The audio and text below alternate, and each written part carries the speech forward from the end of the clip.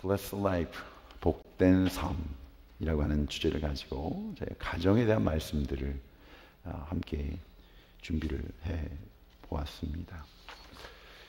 오늘 우리의 가정이 하나님 세우신 이 가정이 건강한 가정이 되어질 때에 주시는 그 유익, 그 축복들을 우리가 살펴보면서 하나님, 우리의 가정에 바로 이러한 축복을 우리가 누리기를 원합니다 하는 고백, 이 고백들이 우리 안에 넘쳐나기를 소망합니다. 어떤 분이 원숭이를 가지고 실험을 했다고 합니다. 과연 원숭이들은 부성과 무성 어떻게 나눠지고 어떠한 모습이 되는가. 그래서 먼저 바닥에 철판을 놓고 불로 좀 뜨겁게 가열을 해 놓았습니다.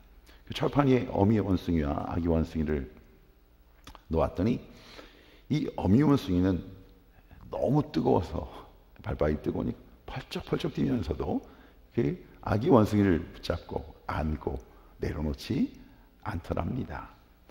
아빠 원숭이, 아기 원숭이를 올려놓았는데 그랬더니 아빠 원숭이는 그 아기를 밑에다 깔고 그 위에 올라가더랍니다.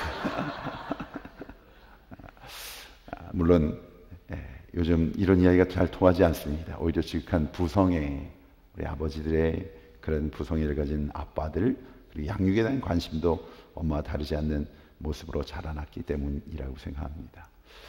가정사역 또는 가정 주시는 축복, 세상이 아무리 변해도 없어지지 않는 것이 있는데 그것이 바로 가정 아닙니까? 가정. 그리고 가정을 가장 가정답게 하는 것이 바로 믿는 자에게는 하나님의 말씀, 성경적 원리입니다.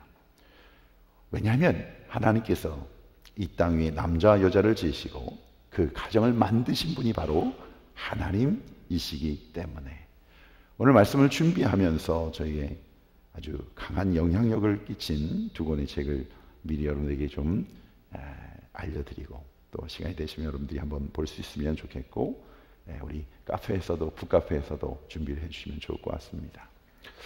잭 프로스트가 쓴 아버지 품의 안기다라는 한 책이 있고 다른 하나는 존 트렌드와 게리 스몰리가 쓴 축복의 언어라고 하는 책입니다. 오늘 우리가 나누는 말씀을 통해서 우리가 먼저 좋은 아버지와 좋은 어머니가 됨에 대한 말씀을 준비해 보았습니다. 계속해서 몇 주간 걸쳐서 가정에 대한 말씀을 나누려고 합니다. 오늘 본문의 34절을 보면 에서가 그의 아버지의 말을 듣고 소리내어 울며 아버지에게 이르되 내 아버지여 내게 축복하소서 내게도 그리하소서. 오늘 본문은 우리가 잘 아는 말씀입니다. 이스라엘 풍습에 의하면 아버지가 맏아들에게 축복을 베풀게 되어 있는데 장자에게 축복하게 되어 있는데 쌍둥이 동생인 야곱, 그 야곱이 형 에서의 축복을 가로챈 사건입니다. 아버지의 축복을 받지 못한 에서가 부르짖고 통곡하는 장면이 바로 34절의 말씀입니다. 유대교 라빈 예스벤 샤크라는 분이 이런 이야기를 했습니다. 아버지의 축복은 아들의 가정, 자녀의 가정을 세워주고 어머니 축복은 그 세워진 가정을 채우는, 무엇으로? 좋은 것들로 채우는 역할을 한다. 여러분, 오늘 우리가 주목해 보고자 하는 것 바로 축복받지 못한 아들의 절규입니다. 축복받지 못한 아들의 절규. 아버지와 축복의 관계를 맺지 못한 아들의 아픔.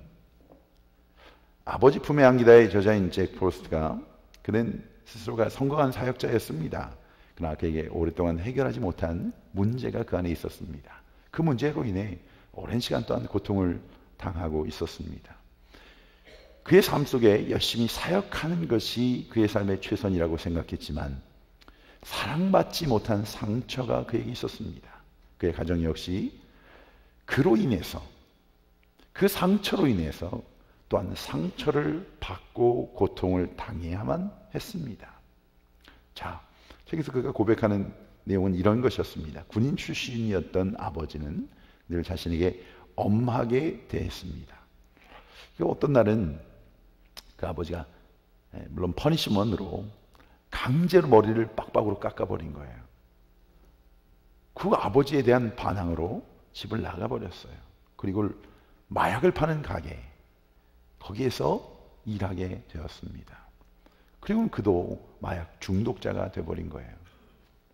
아버지가 끊임없이 찾아왔습니다. 가게로 찾아오고 그러면 아버지를 피해 다녔습니다. 자그마치 1년의 시간 동안에 400번이 넘게 아버지가 찾아왔는데 그 아버지를 리젝트한 거예요. 거절했던 아들. 아버지의 인정을 받지 못했고, 또 떠나간 후에 끊임없이 자신을 사랑한다고 고백했던 아버지의 사랑도 받아들이지 못했던 그는 그의 평생의 상처를 안고 살아야 했던 사람으로 본인이 고백을 합니다. 그가 그 상처로 인해서 나중에 목회자가 되어서도 이 친밀한 관계가 무엇인지를 몰랐습니다. 열심히 사역은 하였지만 자신이 받은 상처와 같은 상처를 아내와 자식에게 주는 사람이 되고 말았습니다. 그러던 그의 아픔 가운데 다가오신 바로 하나님의 사랑, 그 하나님의 사랑을 인격적으로 만나게 되었을 때에 아낌없이 자신에게 주시는 그 사랑, 부어주시는 하나님 아버지의 관계가 회복되어지면서 육신의 아버지가 주지 못했던 그 비어있는 상처, 비어있는 암기된 그 삶의 공간들이 채워지기 시작한 겁니다. 그의 고백 속에 우리가 너무나 잘 알고 있는 당자의 비유, 그 묵상 속에서 큰 은혜를 본인이 체험하게 됩니다. 누가복음 15장에 보면 돌아온 당자, prodigal. 이 말의 의미가 아낌없이 주거나 소비하는 이라는 그런 뜻의 단어입니다. 지금까지 교회에서 그가 들었던, 그가 설교했던 그 내용은 죄인의 행위에 대해 초점을 두고 말씀이 선포되어졌는데, 정작 예수님께서 이 말씀을 하실 때에 초점을 두고자 하셨던 말씀은 하나님 자신과 그리고 자녀의 관계 회복에, 관계에 초점을 두고 주셨던 말씀이라는 것을 깨닫게 되었던 겁니다.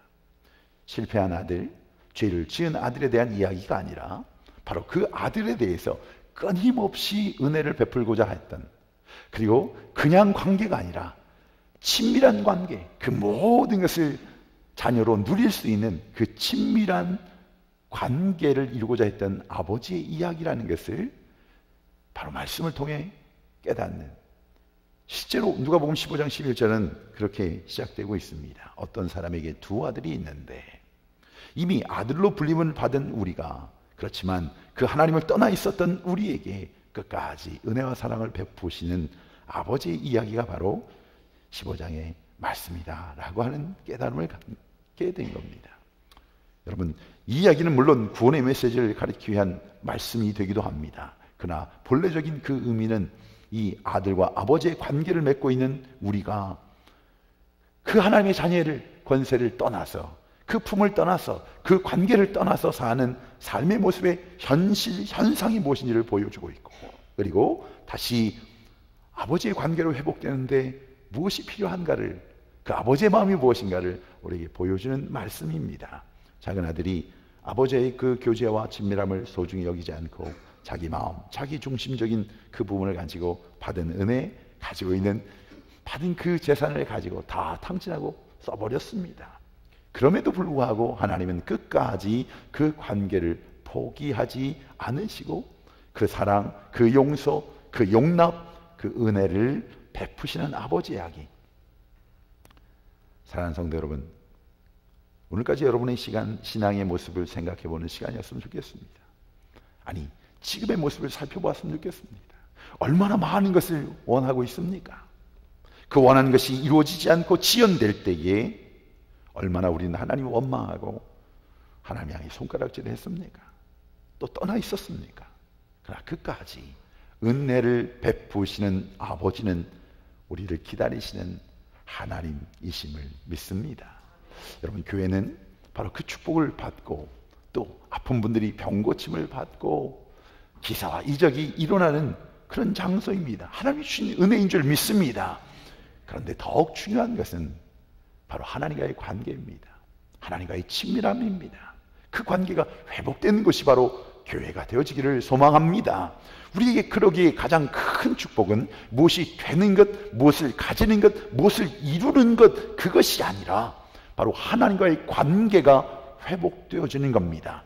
바로 교회가 축복의 장소인 것은 바로 그 하나님과의 만남, 그 관계가 회복된 하나님의 사람들의 간증과 고백과 나눔과 섬김이 있기에 그래서 축복인 것입니다. 그래서 그 하나님이 내 안에 있지 않는 자들에게는 교회는 축복의 장소가 될 수가 없습니다. 그 하나님이 내 안에 계신 그 놀라운 동행하심을 체험하지 않는 자들의 섬김은 그들에게 기쁨과 평안이 될 수 없는 것입니다. 그래서 늘 원망하고 비판하고 정죄하고 다른 사람 얘기하고 그러면서 섬기게 되어 있는 겁니다. 여러분, 그런 분을 만나시거든 불쌍히 여기십시오. 긍휼히 여겨주십시오. 그리고 중보해 주십시오. 왜? 바로 본래적인 본질적인 이 가치를 가지지 못하고 교회 생활을 한다는 것은 참으로 안타까운 것이기 때문에 그렇습니다. 한없이 나에게 베풀어 주신 은혜, 그 하늘 아버지, 당자 같은 나를 받아주신 아버지 때문에 한없는 은혜와 축복을 자녀들에게 베풀 수 있는 사람이 되어지는 것, 그런 아버지와 어머니가 되는 것, 이것이 바로 축복의 공동체를 만들어가는 비결이기 때문에 그렇습니다. 오늘 저는 여러분과 짧은 시간이지만 세 가지를 실제적인 하나님이 축복하시는 공동체의 가정, 아버지와 어머니에 대한 숙제를 여러분과 제가 함께 갖고 그것을 한번 하나님 말씀 앞에 비춰서 순종하는 그런 시간들을 가져보려고 합니다. 복된 가정을 만들어 가십시다. 복된 가정을 누리는 축복이 우리 모두에게 있기를 주의 이름으로 축원합니다.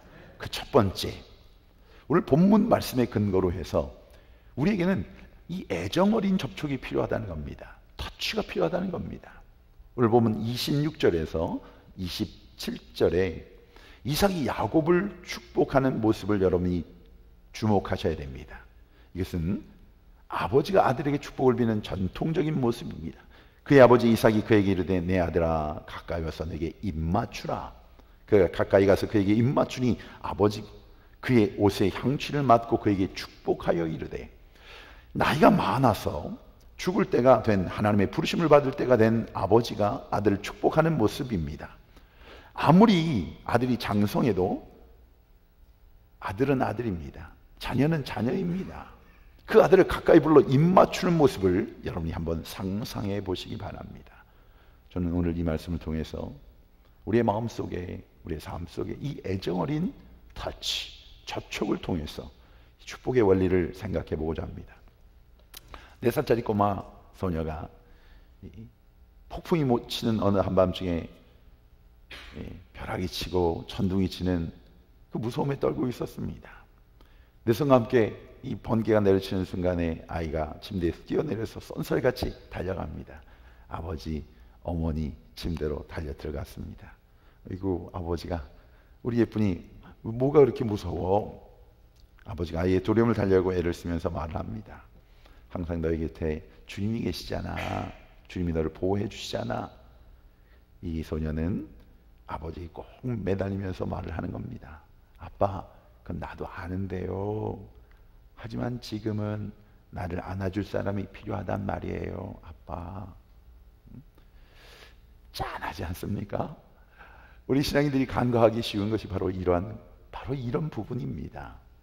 우리 자녀들 하나님께 맡기고 양육해야 하는 우리가 알고 있습니다. 믿고 있습니다. 우리의 자녀들이 하나님의 형상대로 자라나야 되는 것, 맡김받아야 된다는 것 잘 알고 있습니다. 그러나 가장 중요한 것 중에 하나는 우리에게 맡겨진 자녀라고 하는 겁니다. 우리에게 맡겨진 자녀들에게 아빠와 엄마는 바로 그 하나님의 사랑을 전하는 통로, 그 하나님의 형상을 전하는 통로로 우리는 이 일을 최선을 다해 자녀를 양육해야 된다고 하는 사실입니다. 축복은 여러분 우리의 몸을 통해서, 접촉을 통해서, 터치를 통해 전달됩니다. 요즘 모국에서 일어나는 일들 중에 많은 자녀를 키우면서 염려하고 당황해하는 것이 어린이집에서 일어나는 일들이라고 합니다. 아이를 보지 않은 그 스팟에서 아이들 때리는 그 참 어떻게 저런 일을 할 수 있을까라고 할 정도로 모진 일들입니다. 자, 미국에서도 그런 일들이 종종 있습니다. 그래서 요즘 크리스천 홈스쿨링이 굉장히 붐이 일어나고 있습니다. 이 좌스쿨링 중심으로 해서 저희에게 2년 동안 홈스쿨링 하는 크리스천 스쿨을 저희가 섬겼습니다. 월요일과 목요일. 처음 시작은 한 100여 명 시작했는데 2년 사이에 250명이 됐어요. 그래서 이 공간을 우리가 같이 쓸 수가 없는 정도로 자라나서 이번 학기를 마무리하고 이제 새로운 장소로 이전하게 됐습니다. 이 얘기는 뭐냐면 많은 우리의 부모들이 직접 우리의 자녀들을 양육하는, 가르치는, 그리고 그 아이들을 맡아서 바로 그 사랑을 나누는, 그것을 귀히 여기는 가치들이 들어왔다고 하는 겁니다. 보면 26절에 보면 이삭이 아들에게 말을 합니다. 와서 내게 입 맞추라.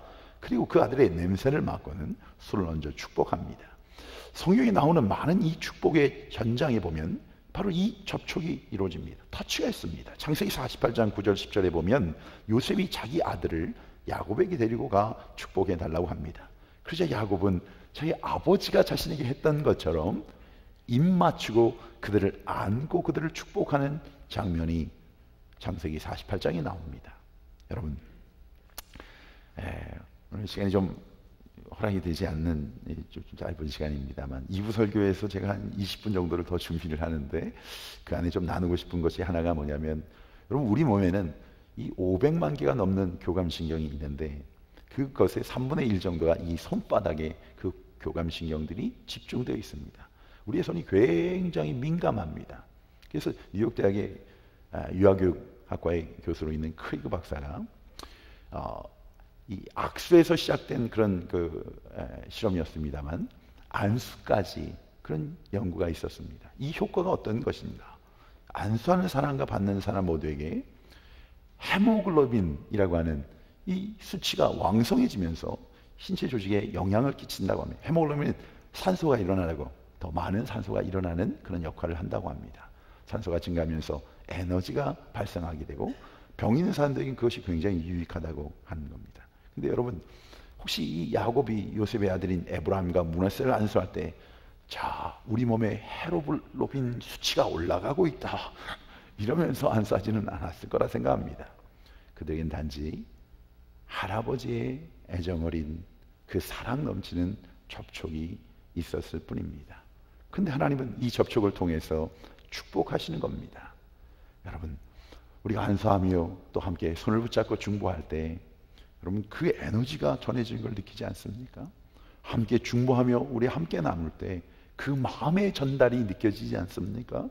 부부와 부부가 손을 맞잡고 그 손에 메시지를 담아서 전달할 때 얼마나 많은 메시지를 전달할 수 있는지, 그 따뜻함이, 그 사랑이, 그 감정이 전해지는 것, 바로 그것입니다. 사랑하는 성도 여러분, 우리 자녀들을 향해 많이 안아주십시다. 그리고 그들을 향해 축복해 주십시다. 마가복음 10장 13절 16절에 사람들이 예수께서 만져주심을 바라고 어린 아이들을 데리고 오매 제자들이 꾸짖거늘 예수께서 보시고 노하시어 이르시되 어린 아이들이 내게 오는 것을 용납하고 금하지 말라. 하나님의 나라가 이런 자의 것이니라. 그리고는 주님께서 어떻게 하셨냐면 그 어린 아이들을 안고 그들에게 안수하시고 축복하셨다. 이렇게 선포하고 있습니다. 예수님의 아이들을 안고 만져주시며 축복하셨습니다. 오늘 우리의 가정에 바로 이런 귀한 사랑의 접촉이 전해지는 축복이 있기를 주의 이름으로 축원합니다. 그래서 양육의 자리, 훈련의 자리에 오시면 제가 꼭 부탁하는 것이 있습니다. 잠자리 드시기 전에 우리 자녀들을 축복하십시다. 자고 있다고 해도 그 아이들을 향해서 축복하십시다. 여러분, 그 아이들의 발을 붙잡고도 축복하십시다. 깨우지 않기 위해서는 베개를 붙잡고도 축복하십시다. 그 다음 단계가 가슴과 가슴을 안는 그런 아들아 1분만 줘라. 1분만 1분만 아빠한테 맡겨줄래? 갖고 있는 거예요. 하나님이 그 가슴을 통하게 해주시는 축복을 여러분 한번 체험하게 될 때 막혀있던 것들이 다 녹아나는, 그래요, 그 상처들이 다 녹아지는 축복이 있을 줄 믿습니다. 두 번째는 마음속에 이 우리가 가지고 있는 생각들을 말로 표현하는 겁니다. 첫째는 바로 애정어린 터치입니다. 두 번째는 말로 표현하는 겁니다. 여러분, 마음속에 있는 생각들을 말로 표현하고 계십니까? 본문 말씀에 보면 이삭은 야곱의 손을 얹었을 뿐만 아니라 그의 입으로 축복을 표현합니다. 29절 말씀에 보니까 만민이 너를 섬기고 열국이 내게 굴복하리니 내가 형제들의 주가 되고 내 어머니 아들들이 내게 굴복하며 너를 저주하는 자는 저주를 받고 너를 축복하는 자는 복을 받기를 원하노라. 아브라함에게 주셨던 그 축복을 그대로 또 선포하고 있습니다. 여러분, 자녀들에게 어떤 축복을 구체적으로 여러분 구하고 계십니까? 또 원하고 계십니까?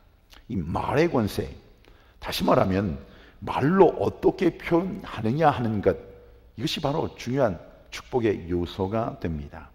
하나님께서 아브라함을 부르셔서 그냥 아브라함으로 두지 않고 아브라함으로 이름을 바꿔주십니다. 하나님은 그에게 열국의 아비로 불리기를 원하셨습니다. 그리고 그렇게 하셨습니다. 예수님은 시몬을 부르셨습니다. 시몬이라 부르지 아니하고 베드로라고 하는 반석이라는 뜻의 이름으로 바꿔주셨습니다. 그리고 그 삶은 그런 삶이 되어집니다. 여러분, 우리의 자녀들을 향한 우리의 표현, 고백, 그 하나하나가 권세가 있다라고 하는 말입니다. 사랑하는 성도 여러분, 복음의 능력을 믿으십니까? 이 하나님의 축복의 말씀이 그대로 되어짐을 믿습니까? 그렇다면 여러분, 이것이 우리에게 주신 축복의 원리입니다. 말대로 되어지는 거예요. 우리가 가부장적인 컨퓨시니즘, 유교 사회에서 자라난 아버지들 표현을 참 못합니다. 특별히 이 격려의 말보다는 좀 강하게 키운다는 의미 속에 칭찬이나 격려보다는 잘하라고 하는 꾸지람, 거기가 더 우리의 관계 속에 우리의 삶을 채우고 있지 않나 이런 생각을 합니다. 축복의 말과 격려의 말 잘하지 않는 것이 미덕인 것처럼 생각합니다. 그렇지 않습니다. 옳지 않습니다. 우리의 자녀들은 바로 우리의 격려와 이 사랑의 표현을 들으면서 자라나고 있고, 그러면서 그 인격들이 세워지고 있고, 또한 그 모습대로 살아가게 되어 있습니다. 오늘 우리가 우리 자녀들을 위해 혹은 가족 간의 사랑과 축복을 표현하는 데 있어서 가장 큰 장애물이 뭘까? 저는 미루는 것이라고 생각이 됐어요. 미루는 것. 오늘은 피곤하니까 다 맞벌이하고 열심히 살아가는, 그러니까 조금만 고생하고 자면 이제 휴가 갈게 되니까, 이제 저녁 먹게 되니까, 다음 달에 그 시간이 되니까 그때 만나서 그 분위기에서. 근데 그렇게 되지 않아요. 뭔가 이뤄놓으면, 뭔가 경제적인 여유가 생기면 함께하는 시간을 가질 것이라. 그때 내가 축복하며 그때 아버지의 사랑을, 아버지의 어머니의 사랑을 마음껏 나는. 그런데 장사한 아들은요, 대학 갑니다. 때가 되면 떠나가게 됩니다. 장가 갑니다. 아무리 사랑을 표현하려고 해도 여러분, 함께 있을 때 표현하지 못하는, 후회하게 돼요. 후회하게 됩니다. 늦어진다고요. 여러분, 어머니들 딸들 결혼식 할 때 신부 대기실에서 딸에게 축복하려고 하는 그런 생각은 하지 마세요. 미리 삶 속에서 그 자녀들을 축복하셔야 돼. 그 어머니 말을 들을 겨를이 없이 살게 되는 것이 우리 자녀들의 삶이 되고 말아요. 시간이 없어, 내일 하자, 내일 해야지, 이 생각이 어찌 보면 우리 자녀들과 함께한 하나님이 주신 이 축복들을 마음껏 선포하고 나누는, 그게 가장 큰 장애가 되는 것은 아닌가. 집을 장만하면, 그래, 좀 더 나은 방들을 만들어지면 우리 자녀들 축복, 행복한 가정을 이룰 수 있을 거라 생각하며 열심을 되었습니다. 좋은 대학 가면, 그래서 그 자녀들을 위해서 얼마나 우리가 잔소리를 해내. 좋은 대학만 가면 우리 자녀들이 이제 복된 삶을 살 거라고 믿으니까 우리가 그렇게 한 거예요. 그런데 그거를 좀 거울을 보면서 했어야 돼. 그 얘기를 할 때 우리는 너를 사랑하기 때문에 하는 이야기로 가는데, 자녀들이 여러분의 얼굴을 볼 때는 그 이야기가 들기 전에 얼굴이 먼저 보이는 거예요. 자녀들이 하는 얘기 그대로는 마귀 할멈 같대요. 마귀 할멈 같대요, 정말. 저희 자녀도 그것 때문에, 저의 모습 때문에 시험을 들었는데, 그게 초등학교 때 제 딱 한 번, 가정 설교하면서 저희 집사님 부탁한 게, 우리 집 얘기 좀 하지 말라고 그랬는데 안 할 수가 없어요. 사랑의 매라고 빨간 매가 하나 있었는데 그거 가지고 이 아이를 때려본 적이 없어요, 딸을. 근데 배를 제가 찔렀어요. 똑바로 하란 말이야 너 하고는,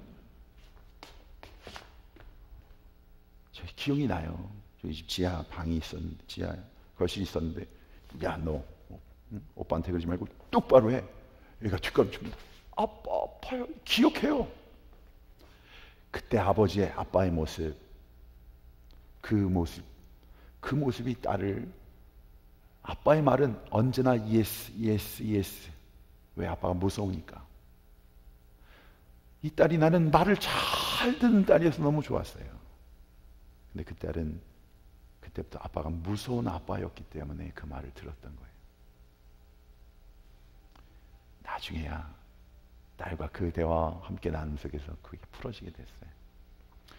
여러분, 물론 제 얘기입니다만 참 어리석은 거예요. 아들에게는 그런 모습으로 보여졌는데, 정작 교인 앞에서는 제 모습이 어떨까요? 마귀 할멈 같은 여러분의 얼굴이 목사 앞에서는 여러분 어떻게 바뀌신지 아십니까? 아유, 목사님 안녕하세요. 방금 전에 엄마의 얼굴을 기억하고 있는데 그 얼굴이 이렇게 바뀔 수 있는 모습을 보고, 또 그 관계가, 그 만남이 지나면 또 그렇게 바뀌어진 얼굴 보고, 가면이 막 바뀌어진 얼굴 보면서 아이들은 토할 것 같대요. 부모의 모습을 그거 보면서 그렇게 생각하는 거예요. 그게 또한 저와 여러분의 모습이 아니었나 그런 생각을 합니다. 여러분, 우리 아이들에게 칭찬과 사랑의 말이 없어서 굶주려 있다는 생각을 하셔야 돼요.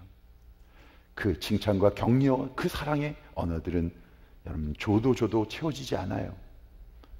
끊임없이 하셔야 되는 거예요. 끊임없이. 그걸 위해 아버지와 어머니를 세워주셨음을 믿습니다. 잘못된 것 알게 돼요. 그 잘못된 것 여러분이 가르쳐준다고 좀 더 빨리 한다고, 그런다고 바뀌어진 그런 거라 생각하지 말고, 우리가 먼저 해야 될 것이 뭔가, 축복의 언어, 마음껏 표현하는 모습. 세 번째 이야기까지 한 5분만 더 말씀을 나누며 마무리를 하겠습니다. 축복. 이 축복의 핵심적인 히브리적인 개념은 어떤 것을 귀하게 여긴다라는 그런 가치의 개념입니다. 축복, 어떤 것을 귀하게 여긴다. 히브리적인 개념 속에서 이 단어를 표현하는 데 있어서 엎드려 무릎을 꿇는다, 이것이 이 축복의 어원적인 근원입니다. 어떤 사람을 축복하기 위해서는 그 앞에 무릎을 꿇고 상대방을 높이는 것. 자, 그런 개념으로 하나님 앞에 무릎을 꿇고 예배드리는 것이 어떤 의미인가? 시편 103편은 이렇게 얘기합니다. 내 영혼아 여호와를 송축하라. 내 속에 있는 것들아 다 그의 거룩한 이름을 송축하라. 이렇게 말씀이 선포되고 있습니다. 하나님을 축복하고 하나님을 높이는 것이 예배라고 하는 겁니다. 그러면 예배는 뭐예요? 그분의 본질적인 가치를 인정하는 것. 자, 그렇다면 자식을 축복한다는 의미가 무엇입니까? 자식의 본질적인 가치를 인정한다는 겁니다. 자녀들의 본질적인 가치가 무엇입니까? 남편의 본질적인 가치가 무엇입니까? 아내의 본질적인 가치가 무엇입니까? 거긴 하나님의 섭리, 하나님의 약속, 하나님의 축복, 하나님의 완전하심, 하나님의 만드심, 하나님이 보내주심, 하나님의 것. 이것이 바로 본질적인 의미입니다. 오늘 보면 27절, 28절 내 아들의 향취는 여호와께서 복 주신 밭의 향취로다. 하나님은 하늘의 이슬과 땅의 기름짐이며 풍성한 곡식과 포도주를 내게 주시기를 원하노라. 아들을 가리켜 밭에서 나는 향기로운 냄새 같다고 비유하며 칭찬합니다. 창세기 49장에 보면 야곱이 또한 요셉을 축복하는 말이, 고백이 나오는데 49장 22절에 보면 유명한 말씀입니다. 요셉은 무성한 가지, 곧 샘 곁에 무성한 가지라. 그 가지가 담을 넘었도다. 자녀를 향하여 특별한 가치를 구체적으로 표현하여 축복하는 것, 그것이 바로 또 이름이기도 합니다. 이름. 저는 승훈, 이 이름이 참 좋습니다. 이을승의 세울은. 아버지는 그 이름을 정하면서 그 삶에 대한 미래적인 예언을 제 삶에 심어놓은 겁니다. 너희 삶은 이제 내가 다 못다 한 하나님의 부르심 속에 못다 이룬 이 일들을 너는 이어서 세울 것이야. 그 이름을 부르며 승훈아, 승훈아, 승훈아, 그 아들의 이름을 부르며 수십만 번 이 미래적인 예언들을 담아서 그 이름을 불렀던 겁니다. 하나님 그러기에 우리를 세상의 이름으로 부르기를 원하지 않습니다. 크리스천, 너는 믿는 자야, 나의 자녀야. CHRISTIN, 하나님의 자녀로 부르심을 받고 그들을 부를 때에 너는 나의 자녀라고 부르고 계십니다. 왜? 그 자녀의 이름에는 바로 예수 그리스도를 주로 고백하며 그분의 통치하심을 받으며 그 하나님의 나라를 누리는 축복이 있는 그 미래적인 예언을 우리에게 선포하시며 그 삶을 우리에게 말씀하고 계시기 때문에. 근데 우리의 자녀들에게 문제점과 단점만을 지적하는 그 가치의 매김들이, 너는 애가 왜 매일 그 모양이냐? 그래서 밥이나 먹고 살겠느냐? 너 그렇게 공부하기 싫으면 학교 때려치고 시집이나 가라, 직장이나 잡아라, 돈이나 벌어와라. 여러분, 이 모든 말이 예언적인 말이 될 수 있다라고 하는 겁니다. 부부싸움 할 때도 마찬가지예요. 당신하고 못 살아? 그렇게 됩니다. 그 생각이 들어옵니다. 그런 일들이 벌어집니다. 여러분의 말 한 대로 되어지는 거예요. 사랑하는 성도 여러분, 오늘 내가 경험하는 일이 그렇다 할지라도 이 축복의 말들을 준비하십시오. 하나님의 아버님을 부르신 뒤에 가장 안타까운 것이 그렇게 힘들고 어려운 병상에서 투병생활을 하셨던 그 모습을 기억하게 됩니다. 그때 왜 그렇게 사역에 바빠서 그 아버지가 옆에 계신데도 불구하고 사랑한다는 고백을 그렇게 하지 못했나? 어머니를 생각하면 저희 어머님은 저에게 모든 것을 주신 분입니다. 모든 것을 희생하신 분입니다. 그 어머니에게 그렇게 얘기해 보지 못했어요. 어머니는 나에게 모든 것을 주신 분입니다. 저에게 어머니는 나의 전부입니다.